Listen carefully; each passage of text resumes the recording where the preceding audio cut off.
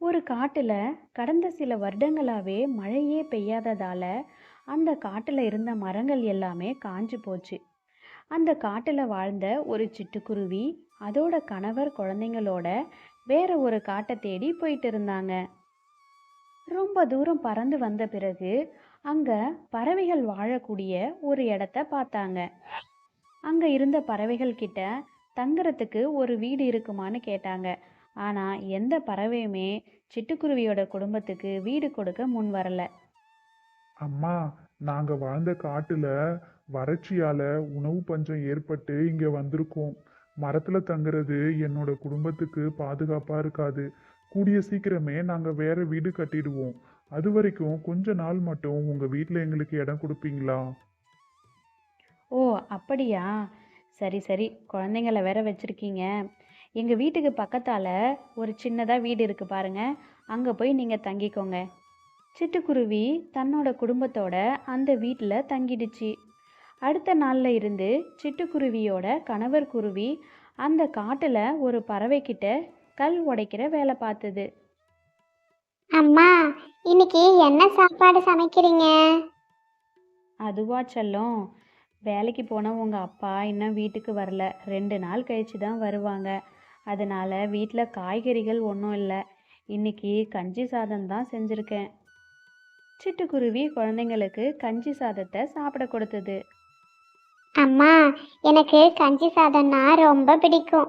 அப்படியே கொஞ்சம் ஊறுகாய் எடுத்துட்டு வாங்க. சிட்டுக்குருவி ஊறுகாய் எடுக்கிறதுக்காக போச்சு. எனக்கு கஞ்சி சாதமே பிடிக்கல.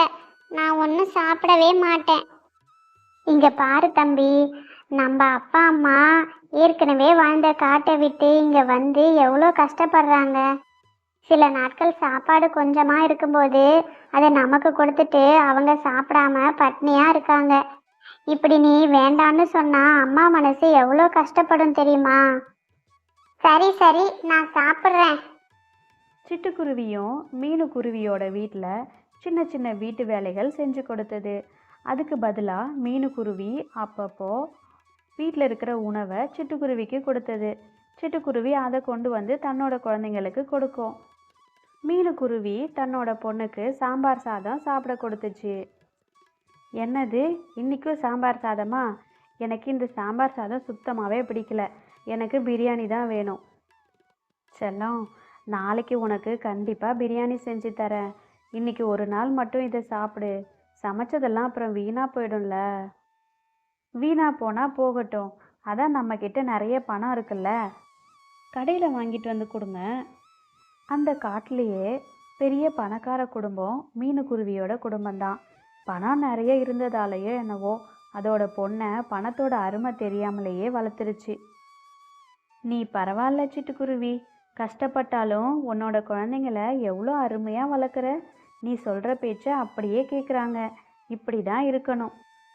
இப்படி மீனுக்குருவி எங்கிருந்தோ வந்த சிட்டுக்குருவியை பாராட்டுறது மீனுவோட தோழி காகத்துக்கு சுத்தமாக பிடிக்கல.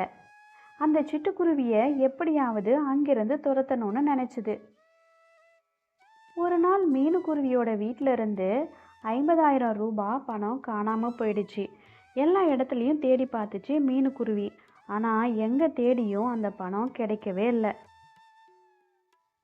இங்கே பாரு மீனு, அந்த சிட்டுக்குருவியை ரொம்ப நல்லவன்னு அடிக்கடி சொல்லிட்டு இருப்பியே, இப்போ பாரு என்ன ஆச்சுன்னு. உன் வீட்லேயே இருந்துக்கிட்டு உனக்கே துரோகம் பண்ணிட்டு இருக்கு.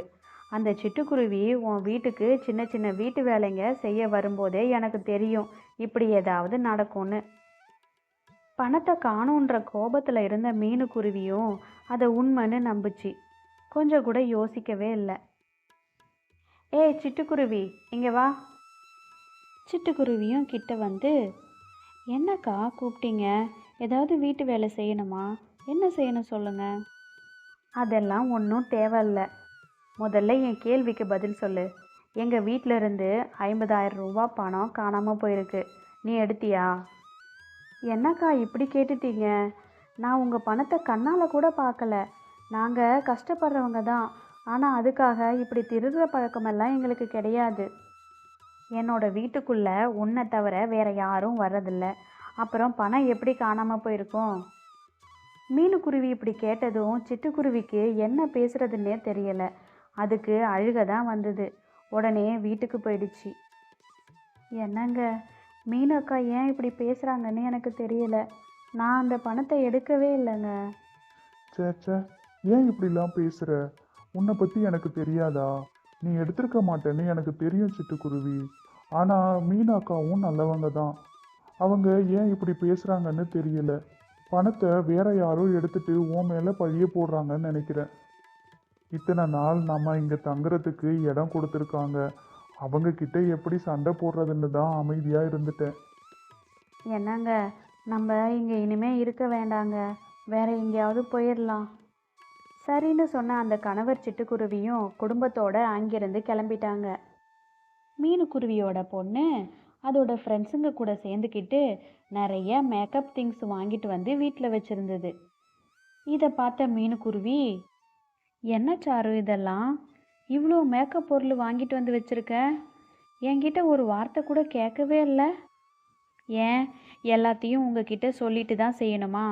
எனக்கு தேவைப்பட்டுச்சு, அதான் வாங்கிட்டு வந்தேன். சரி, இவ்வளோ பொருள் வாங்க உனக்கு பணம் எங்கேருந்து வந்துச்சு?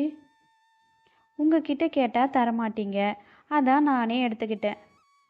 தான் பொண்ணு இப்படி பணத்தை வீணாக்குறாளேன்ற வருத்தம் ஒரு பக்கம் இருந்தாலும் சிட்டுக்குருவியோட மனசு கஷ்டப்படுற மாதிரி பேசிட்டோமேன்னு ரொம்பவே வருத்தப்பட்டுச்சு மீனுக்குருவி. உடனே சிட்டுக்குருவி கிட்ட மன்னிப்பு கேட்கணும்னு பக்கத்து வீட்டுக்கு போச்சு. ஆனால் சிட்டுக்குருவியோட குடும்பம் ஏற்கனவே அந்த வீட்டை காலி பண்ணிட்டு போயிட்டாங்கன்னு தெரிஞ்சதும் ரொம்பவே மனசு வருத்தப்பட்டுச்சு மீனுக்குருவி. டியர் ஃப்ரெண்ட்ஸ், உங்களுடைய சப்போர்ட்டால தான் இந்த மாதிரி மாரல் வேல்யூ ஸ்டோரிஸை எங்களால் கொடுக்க முடியுது. ஃபேரி பேர்ட்ஸ் ஸ்டோரிஸ் சேனலை சப்ஸ்கிரைப் பண்ணாதவங்க சப்ஸ்கிரைப் பண்ணிக்கோங்க. அப்போ தான் நாங்கள் போடுற புது ஸ்டோரிஸ் எல்லாமே உங்களுக்கு நோட்டிஃபிகேஷனாக வரும். தேங்க்யூ ஃபார் வாட்சிங் ஃப்ரெண்ட்ஸ்.